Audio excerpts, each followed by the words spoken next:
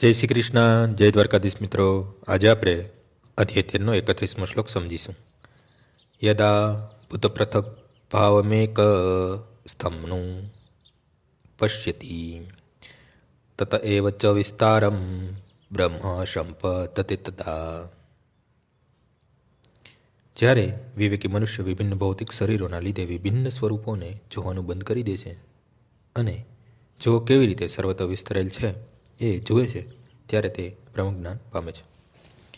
જ્યારે મનુષ્ય જોઈ શકે છે કે જીવોના વિભિન્ન શરીરો વ્યક્તિગત જીવની વિભિન્ન ઈચ્છાઓને કારણે ઉદ્ભવે છે અને તે ખરેખર આત્માની માલિકીના હોતા નથી, ત્યારે તે વાસ્તવમાં જોવે છે કે દેહાત્મા બુદ્ધિના કારણે આપણે કોઈને દેવ, કોઈને મનુષ્ય, કૂતરો કે બિલાડીના રૂપમાં જોઈએ છીએ.